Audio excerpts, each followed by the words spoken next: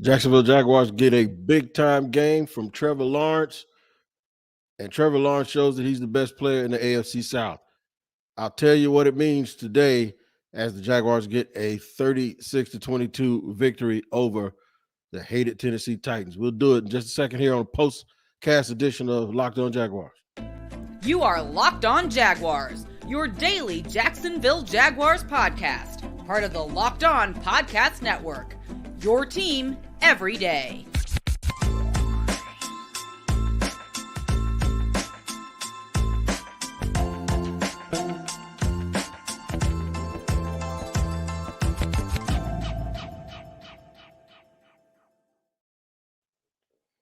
What up, good people? Thank you for joining me, Tony Wiggins, the host of Locked On Jaguars, for a postcast edition of Victory Sunday, a victory in Tennessee against the hated Tennessee Titans. First of all, I'd like to thank you for joining us and making us your first listen here on Locked On Jaguars, where it's your team every day. Also, reminding you that we're free on all platforms. No matter where you get your podcast, you don't have to pay for it. Scintillating. Great victory. Trevor Lawrence continues to show that he has absolutely arrived, that he is everything that he was advertised to be, and he's now, in my opinion, the best player in the AFC South.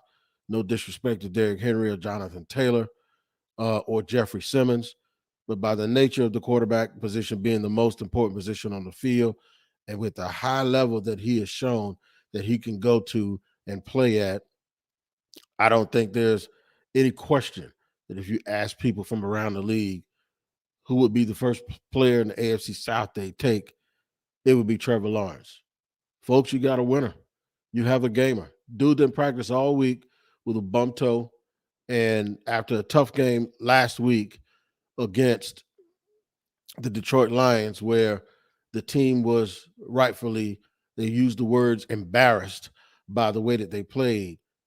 They came out today, and though they made some mistakes and it was ugly at certain points, still too many dumb penalties, but those things didn't hurt them. So they played today, even with the penalties, they played today like some of those teams that you see where they get penalized all the time at a high level, but they still win because it was pedal to the metal. It was, I said this week that they needed to have all hands on deck.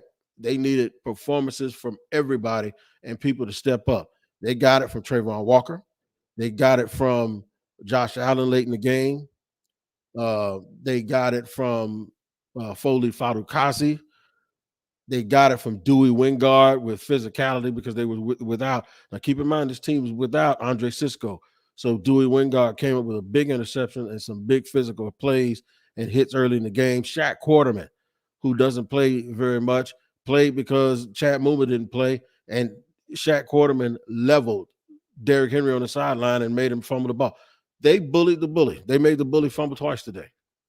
And he had 96 yards in the first quarter, but the Jaguars were able to stand tall and really just withstand and withstand a little bit of a push early on where it looked like Tennessee was going to be able to do whatever they wanted to do. But a critical turnover in Titans plus territory with Trayvon Walker with a strip sack, and then another critical turnover right before the half that enabled the Jaguars to get some points and then come back out in the second half and get the ball and go back down the field again. They just had a game plan, man. Evan Ingram had a day. Evan Ingram had perhaps the best game that he's had in his entire career. Evan Ingram had a game like that today. And I'm going to pull his numbers up here for you. I can tell you what Trevor Lawrence was. Trevor was 30 out of 42 for 368 yards and 3 touchdown passes, and he also ran for another touchdown. Now, they struggled on the ground today. They had 60 yards on 25 carries. Travis Etienne really couldn't get anything going. But listen, Evan Ingram had 11 catches for 162 yards and 2 touchdowns.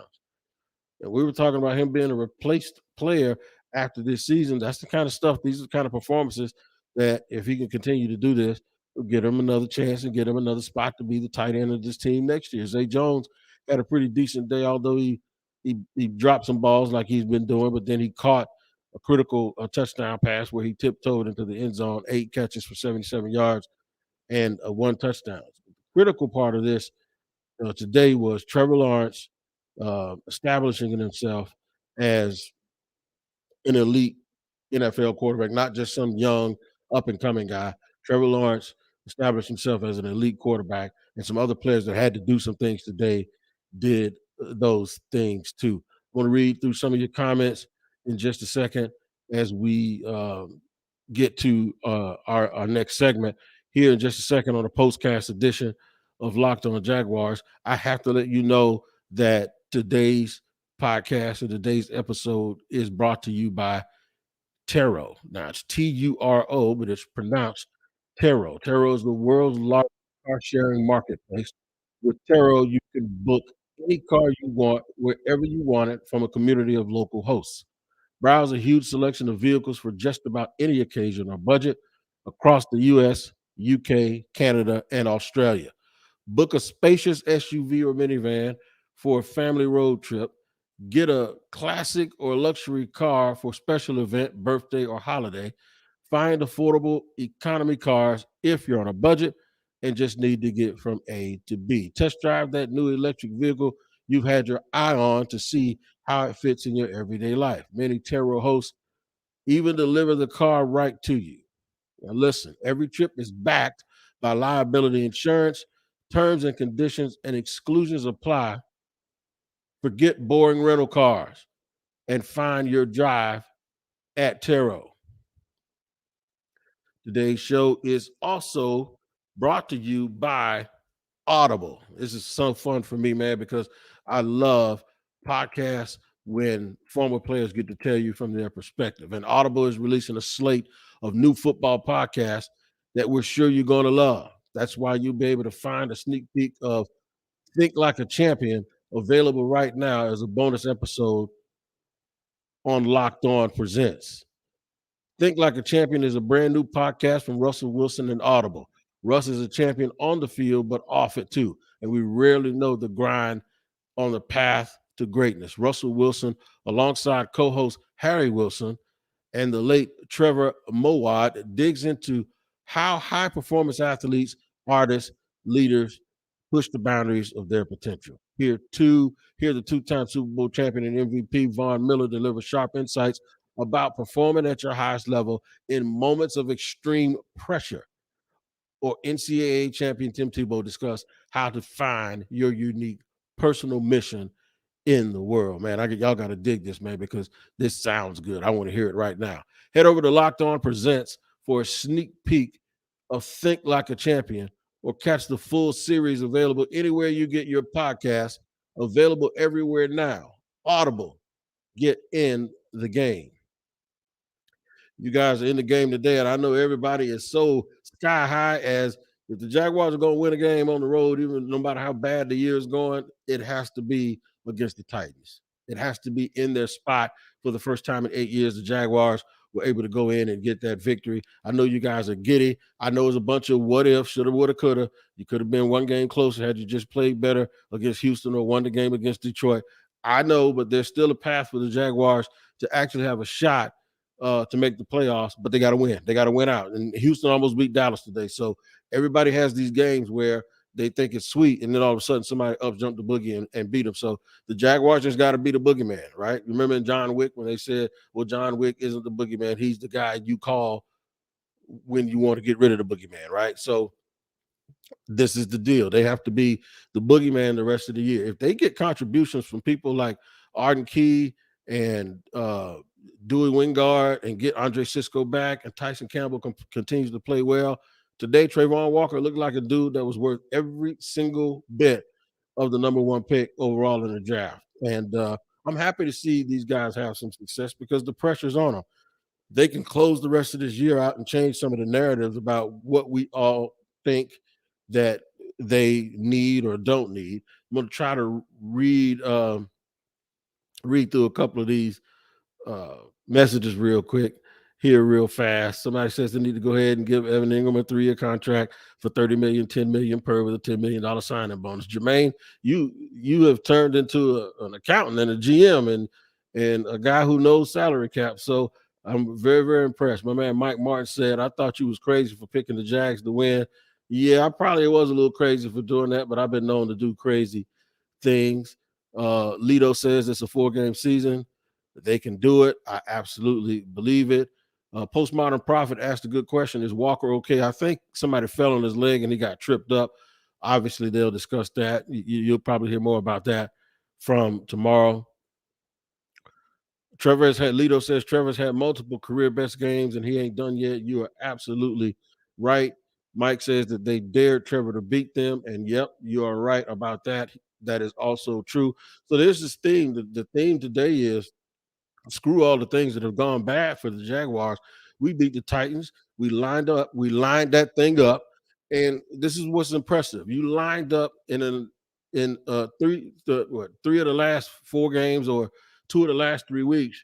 You lined up and you beat the Titans and the Ravens, and those 2 teams have been bullies, and those 2 teams have been those teams that you always say you want to be like and you want to play like. It is baby steps, and there's a lot left to be desired on this roster. And there are some things because of how they've done it with the salary cap that they're really going to have to figure out a way to not necessarily negotiate, but they're going to have to really figure out a way to overcome some of those things. But you can see some of the progress. You can see what this is supposed to look like, which is what frustrates you so bad when they play really, really super poorly, the way they played against the Giants and the way they played against the Lions and then the way they played, of course, against the Texans early in the year. I always said, man, if you want to be something, you got to win those games that you're supposed to win. You got to win those games that you're supposed to win.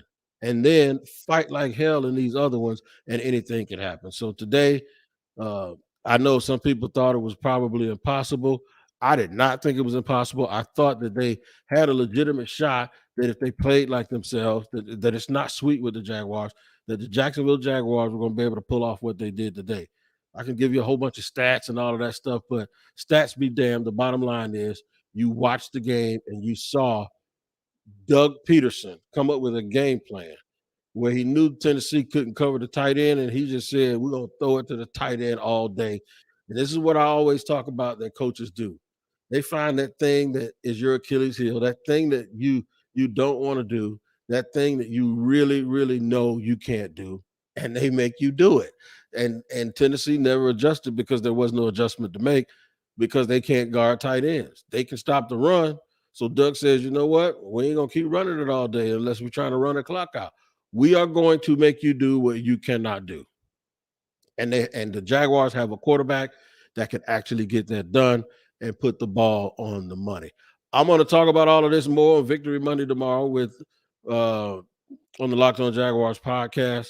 We're going to get all down into it, man. We're going to talk about the possibilities and the probabilities and the likelihood that they can make a little bit of a push here at the end. They got the Titans again on January 8th, and it's the last game of the year. So they got the Titans again. Hopefully they can do some things leading up to that, and that game can actually mean something, right? And if that game actually means something, look out because it'll be at home, and I know this place will absolutely be on fire, rocking and rolling. Shout out to the people that traveled up, the brigade, and all of those guys. I knew Dilla was up there. I think Cap and everybody else went. Enjoy, rejoice. You beat the vaunted, the hated Tennessee. Shout out to Fred Taylor and all of those guys from the 90s that lost 3 times to the late Steve McNair when they were better than that team. This is one. Every time you get a chance to beat the Titans, this is something that we're going to celebrate and make it feel good for the fans. All right, make sure you lock in tomorrow on Locked On Jaguars, your daily podcast where it's your team every day, and make us again your first listen. Until tomorrow, enjoy Victory Sunday, and we'll see you later.